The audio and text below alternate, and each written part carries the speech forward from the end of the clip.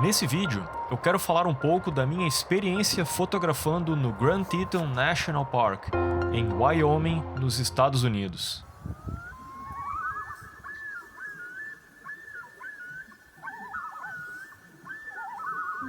Dias depois do que eu mostrei no meu vídeo anterior, no Bear Lake Wildlife Refuge, nós seguimos de Idaho para Wyoming para visitar o Grand Teton National Park e, posteriormente, Yellowstone. Eu preciso começar dizendo que o Grand Teton me impressionou absurdamente. Eu tinha uma referência muito forte da Patagônia e achava que aquele lugar não me impressionaria tanto quanto a Patagônia me impressionou. E eu estava errado, muito errado. É óbvio que existem diferenças muito grandes entre os dois lugares, mas aquele impacto de quando se está na frente de montanhas gigantes foi muito parecido. O Grand Teton National Park faz parte do sistema ecológico de Yellowstone, sendo que Yellowstone está situado ao norte. Do ponto de vista de oportunidades para fotografia, o lugar é incrível. Aguentando um friozinho na carcaça, um friozinho de outono que já se avizinhava, o negócio era esperar o sol sair e começar a atingir o pico das montanhas.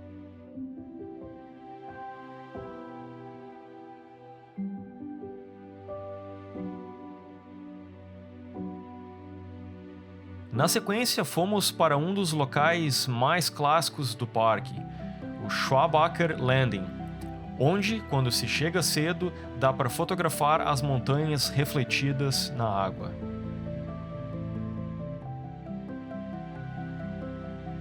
Percorrer o parque todo de carro não é uma tarefa muito complicada, visto que ele é um loop de aproximadamente 80 quilômetros. No primeiro dia, a nossa ideia era percorrer esse loop e ir parando nas vistas clássicas das montanhas. E logo na sequência, para mim, estava um dos pontos de maior apelo emocional. Durante toda a minha jornada fotográfica de mais de 2 décadas e meia, Ansel Adams foi e continua sendo uma das minhas maiores referências e inspirações para fotos de paisagem.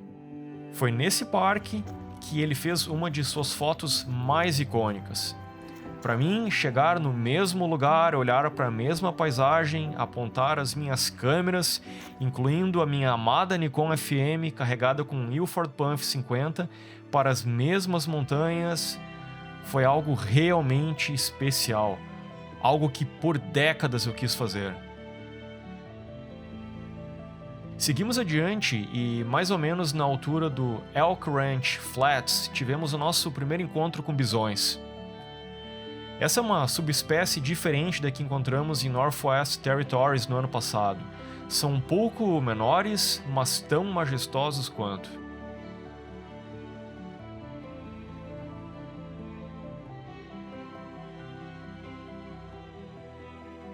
Depois dessa parte, cruzamos o Oxbow Bend e começamos a descer a estrada que passa mais próxima aos Grand Tetons.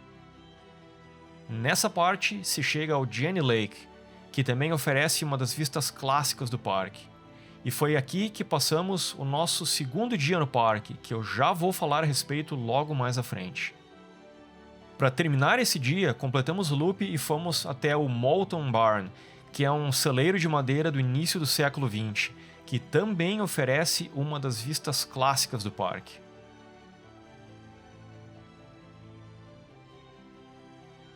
Mas então, no nosso segundo dia, fomos cedo para o Jenny Lake e pegamos o ferry para cruzar até o início da trilha chamada Cascade Canyon Trail.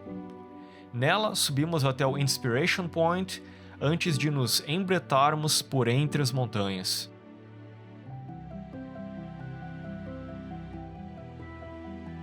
A Cascade Canyon é uma trilha de mais ou menos 15 km em out and back, ou seja, ela não é um loop e a gente tem que voltar pelo mesmo caminho de ida.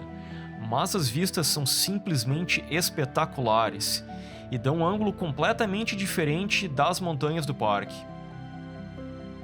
Isso porque se caminha por dentro do vale com vistas incríveis dos dois lados. Ela não é necessariamente uma trilha difícil, embora seja um pouco cansativa. muito por conta dos mais de 2.000 metros de altitude em que ela está situada. No meu aplicativo de GPS, cheguei a registrar, no ponto mais alto, 2.407 metros acima do nível do mar. O Grand Teton National Park não se destaca apenas pelas paisagens. Vida selvagem por lá também é um negócio espetacular. E como eu disse anteriormente, não poderia ser diferente, uma vez que o parque faz parte do ecossistema de Yellowstone. Não tivemos a sorte de ver os famosos ursos cinzentos no parque, os grizzlies. Não aqui, pelo menos. Mas vimos ursos negros, bisões, pássaros, elks, uma infinidade de vida selvagem. Para fechar o vídeo, eu vou passar algumas fotos que fiz no Grand Teton. Mas antes disso, já que esse é um canal essencialmente de fotografia, eu queria mostrar para vocês uma das minhas fotos favoritas que fiz nesse lugar. E eu vou fazer algo que eu acho que eu nunca fiz por aqui, que é mostrar o antes e o depois. Essa imagem aqui é o RAW, a imagem crua tal e qual como ela saiu da câmera. Essa aqui foi uma daquelas fotos que eu bati o olho e na hora eu vi que tinha algo legal. A luz batendo nos picos, a neblina densa na metade das montanhas para baixo, o primeiro plano com alguma vegetação mais proeminente e a vegetação rasteira. Quando eu fiz essa foto eu pensei, essa vai dar um preto e branco especial. Eis aqui então o resultado final.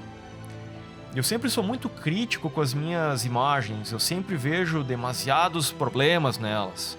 Eu penso no que poderia ter feito diferente, se tinha algo que eu poderia ter ido mais longe, fazer algo diferente para ter uma imagem melhor. Mas essa aqui acabou sendo uma exceção. É uma imagem minha que eu olho e penso, ela tá legal do jeito que ela é. Pois então, era isso. Nos vemos no próximo, muito provavelmente o vídeo sobre Yellowstone. Até lá!